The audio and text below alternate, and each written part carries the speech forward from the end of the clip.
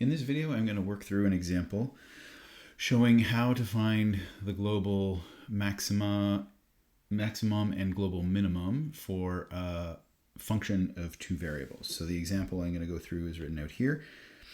So g of x is xy multiplied by y minus 1 all plus x squared. And I'm going to write it in two separate ways. Here's the other format. It's a bit easier to take a derivative in the unfactored or multiplied out form. And so just as a reminder of how we do this, now this is looking for a global max, and we'll also do the global min. It's pretty easy to do both at the same time. And the problem is that the function is not on infinite domain. It's on a finite domain, a bounded and closed domain, given by these inequalities. So you can see here that x plus y has to be less than 1. So we draw the line x plus y equal to 1, which is this line here in the xy plane. And that means that because it's less than or equal to, we have to be below this line. And then x and y have both got to be positive, so that gives us the constraint here. X being positive means this region here. And we also want y to be positive, which means this region here. So the intersection of all three of these constraints gives me the shaded region here. Okay, so just as a reminder, when we have a closed bounded domain like this, we know that the global maximum will occur either at a critical point on the interior, so in the blue shaded region, or it might occur along the edges of the domain, so any one of these three edges. And these represent one-dimensional functions that we have to check. In other words, if we have a surface above this triangle, over this part of the triangle, the area in the middle, will have a surface, and we're going to try and find the maximum in the surface, which requires critical points in 2 dimensions. But then when we restrict to just looking on the boundary points may have high points or low points that are not critical points in the 2D sense. In other words, the partial derivatives with respect to x and y might not both be 0, but along this line, what we're interested in is finding critical points if we restrict to just moving along the y-axis. So that'll be a one-dimensional optimization problem, and the same thing over here, and again over here, but here it's a little bit more complicated because we have to constrain ourselves to a curve that's not just a section along y or a section along the x-axis. It's a sort of a mix. Okay, so let's get going with the calculation. So the first thing we do is we find critical points in the 2D sense.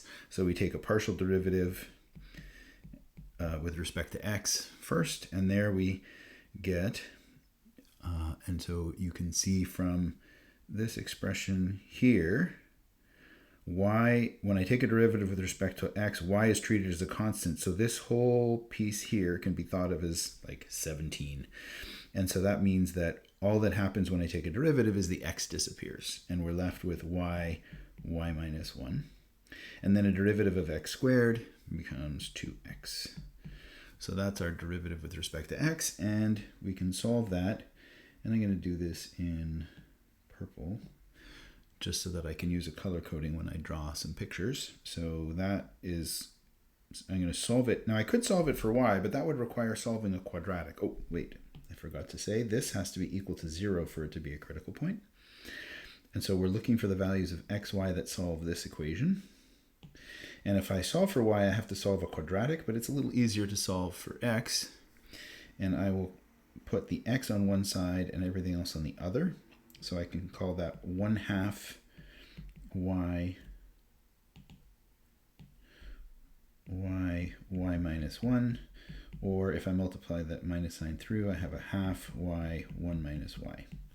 So that will be a curve in the xy plane. I'll draw that in a moment once I have my second equation written. And the second equation comes from the partial derivative with respect to y. Because a critical point, we have to have both partial derivatives 0. And so this one, in this case, it's a little bit easier because there's a product rule required here. I'm going to actually use this form instead. It's a little simpler. So now I'm going to take a derivative with respect to y. Remember, the x is constant here. So this is just going to bring the exponent down in front, and I have 2 times xy minus x, because a derivative with respect to y, that x is just a constant. And then the plus x squared, there's no y in that expression, so that's constant with respect to y, so that becomes 0. And for it to be a critical point, we want the partial derivative to be equal to 0 in the y direction as well. And so here we have two possible ways. You'll notice there's a common factor x in both terms. So x equals 0 could do this, but we could also have, we have 2y minus 1. So maybe I'll write that down. So we have x times 2y minus 1 equals 0. So the other possibility is that y is equal to 1/2.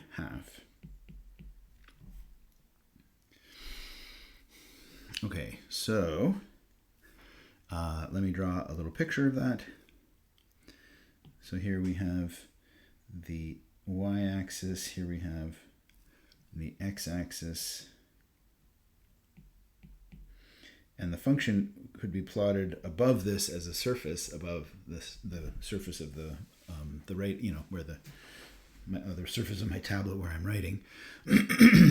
And now what I want to do is in purple, I want to plot this function here, and its x is a function of y, so I kind of have to turn my tablet sideways, and I'll draw a parabola that goes through 1 and 0. And so I'll mark those down. So there's a crossing point there at 1 and another crossing point there at 0. And that is along that entire curve, everywhere along this curve here, the partial derivative with respect to x, meaning that if we move in the x direction above this little red arrow, the surface will be flat in that direction. So in this direction, on the surface above, we have a flat direction all along this entire curve of points. And then we can do the same thing with the y. And actually, I'm going to thicken that up so it's a little bit easier to see. So there is our partial with respect to x is equal to 0. And now next we have, now the partial with respect to y, it either corresponds to x equals 0, that's one possibility, or the other possibility is that y is equal to 1/2. So we get lines that cross each other. And keep in mind, it's tempting to think that I have an x equals 0 and a y equal 1/2. So is the point 0, 1/2 a critical point? Well, at 0, 1/2, we're right here at the crossing of these two. And at that point, the y derivative is very 0. What I mean by that is I have a 0 here and a 0 there, or in the factored version, this is 0 and this is 0. All this point has is a doubly 0 partial derivative with respect to y. In other words, there's 0 multiplied by 0. But the g sub x is not 0 there because it's not on the purple line. The only place where we have both partial with respect to x and partial with respect to y equal to 0 is right here on the two intersection points. So I strongly recommend drawing a sketch if you can do that. And here, this sketch really doesn't require anything beyond high school sketching skills, not even our calculus tools. And so this should be pretty viable method to use. But if not, what you can do is you can say, okay, if x is equal to 0, then we get a gy derivative 0. And then if x is equal to 0, then we have a 0 up here. And now we can see that y equal 0 or y equal 1 will make this equation true. And so we have either x equals 0 and y equals 0, or x equals 0 and y equal 1. That's if x is equal to 0. If x is not equal to 0 and y is equal to 1/2, then when I plug 1/2 in here and here and here, just here and here, then I get a half multiplied by minus a half, and overall I get x is equal to 1/8. And so I can put that down over here. The tip of this parabola is at 1/8 in the x direction. And that is a third critical point. So you can see here I have three crossings of purple and yellow curves, and those are the three critical points. So those are my three candidates for critical points on the triangle. But you'll notice that two of them are actually not on the interior.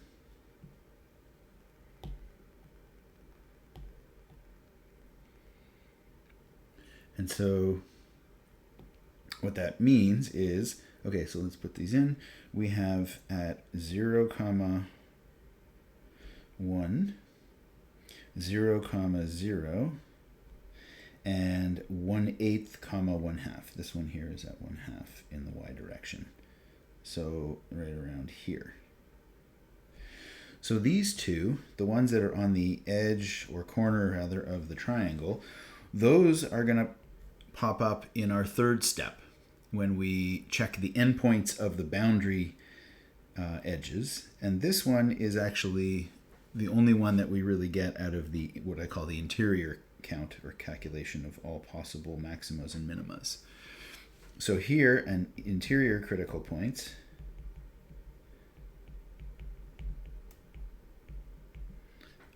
we get G, and I'm going to evaluate it at 1/8, 1/2, which is the only one on the interior. And I can plug those into the expression above, and I get, I'll plug it into the second one, this one here, and I get x equal 1/8 times y squared is 1/2 squared is 1/4. And then minus 1/8 times 1/2, and then plus 1/8 squared. And I won't do the calculation in completeness here, but I'll just write down what I get, which is minus 1/64.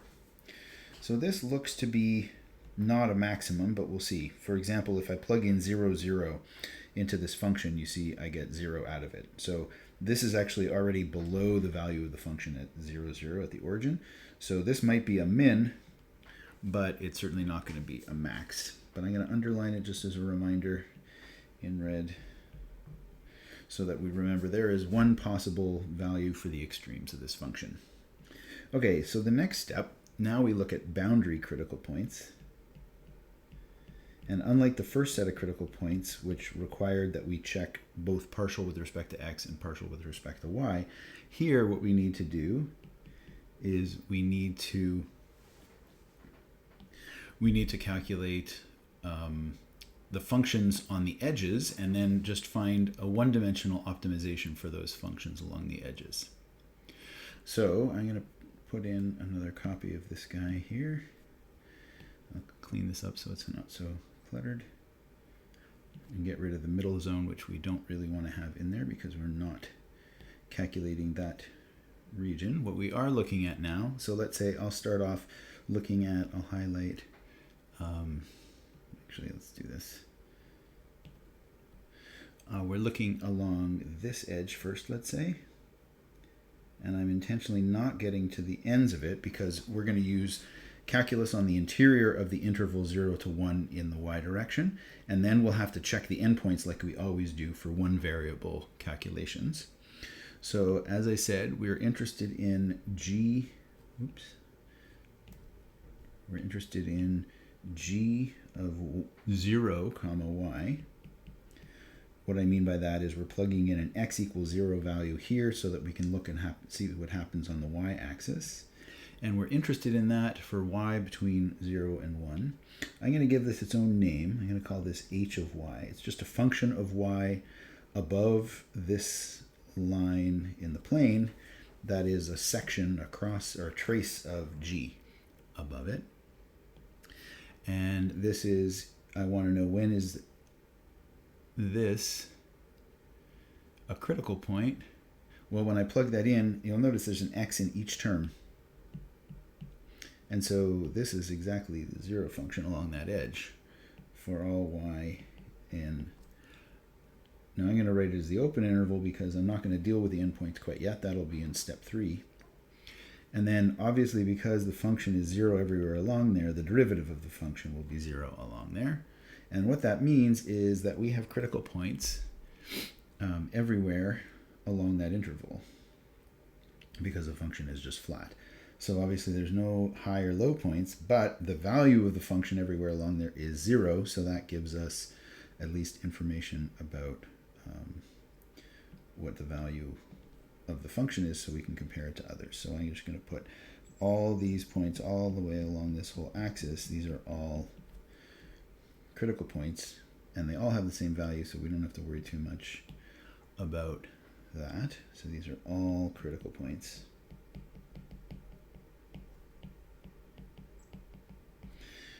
Okay, and then let's put down another copy of this. So here now let's go for another interval along the edge.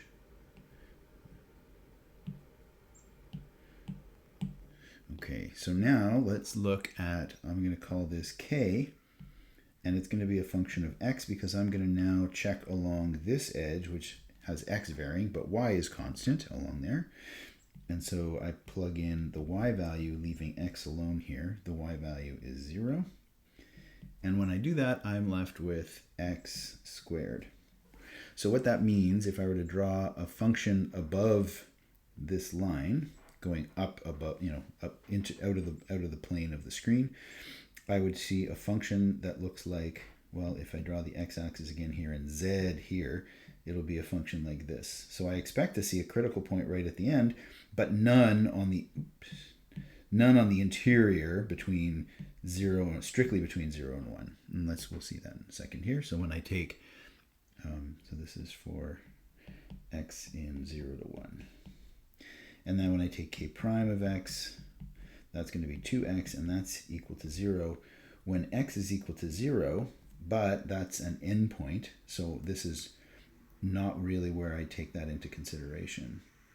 So not in 0, 1, so I'm going to leave that out for now from consideration. And remember that this point is, so the one above here was all points 0, y. So all points of the form 0, y with y between 0 and 1. And then here we have x equals 0, and because we're on the bottom edge, y is equal to 0 as well. So that's 0, 0. So that is going to be, so let's see here. So we're calculating the critical points all along this line. And we found a special point at the end down here.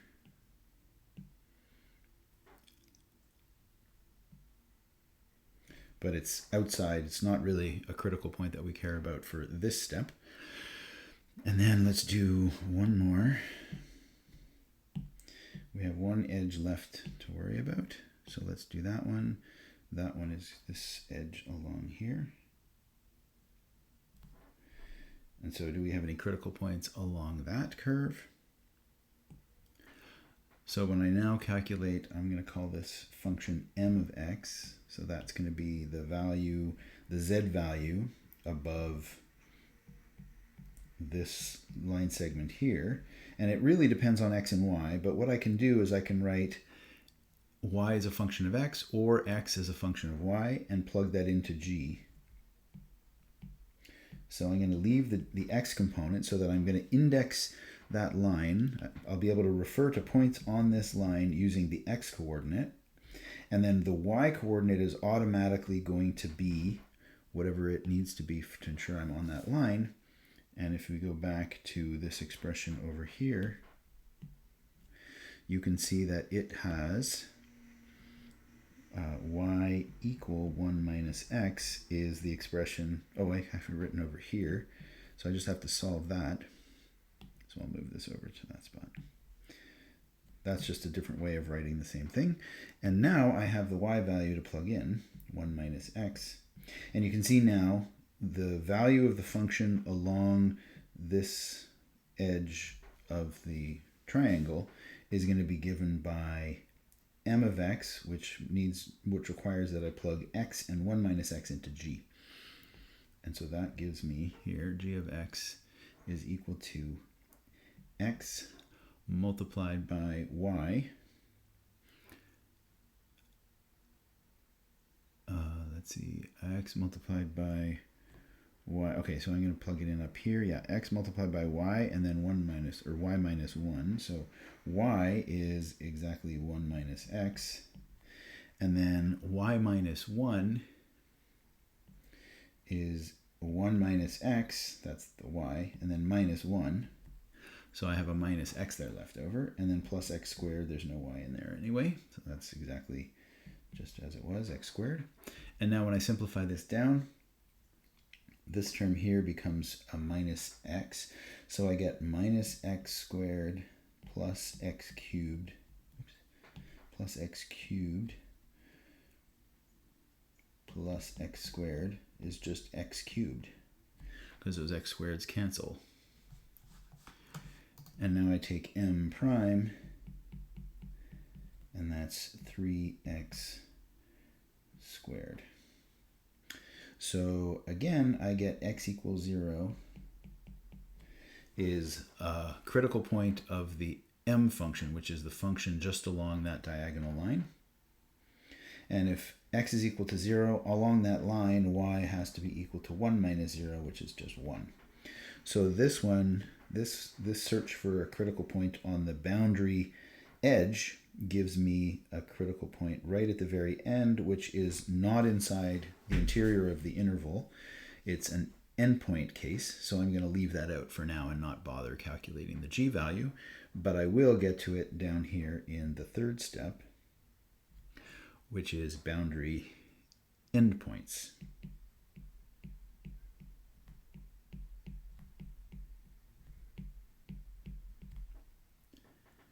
And so boundary endpoints will be 0, 0, 0, 1, and 1, 0, which didn't come out as a critical point of any calculation above, but it's an endpoint, so we always have to consider it, because for one-dimensional functions, the endpoints could be their high points, right? It could be that from 0 to 1, the function looks like x squared, which we have, in which case this endpoint is not a critical point, but it is a high value above everything else on the edge. So we're going to have to include that in our list to evaluate, which means we write down g of 0, 0, which is 0, and then g of 1, 0, and that is going to be, let's see, if we go back and we plug in y equals 0, we lose both of these terms, and then x squared is just 1 squared is 1. So this is a 1 value, and then g of 0 comma 1. If x is equal to 0, everything along that function is 0. So our points of interest, we have, I guess we have 4 of them. There were, back here in the triangle, we had endpoints of the boundaries. Along the boundaries, we didn't actually find any new critical points. All the ones we found were actually ones that we already would have to include as endpoints. And then there was one critical point on the interior. So we have 4 to consider. One of them has a value of minus 1 over 64. 2 of them have a value of 0. And one of them has a value of 1. So absolute or global max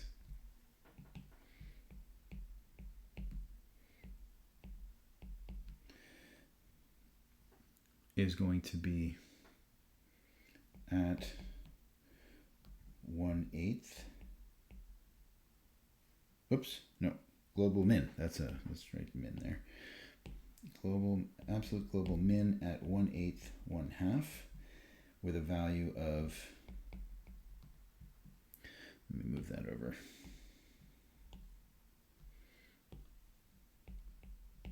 So this is the actual min with value of minus 1 over 64 and an absolute max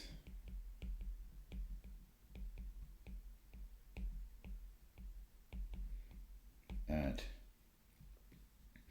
1 comma 0 with value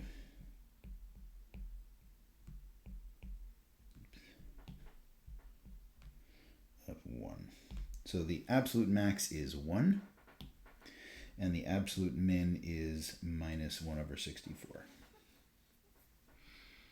Okay, so the important thing to remember, whenever you're given a domain, you need to find two variable critical points by taking partials in x and y, and find all places where both of these are equal to 0, which gave us the intersection. These happened at the intersection of the two curves that we got by setting the partial derivatives equal to 0. And only one of those was a non-edge or corner point. So that was one thing that we needed to calculate, but we shuffled those corner points down to this end of the calculation. Then we looked for critical points on the boundary, on the edge. I should call those boundary edge critical points because the corners are also boundary points. And so we found a whole bunch of critical points all along here, and they all had a value of 0, which turned out not to be that useful for us.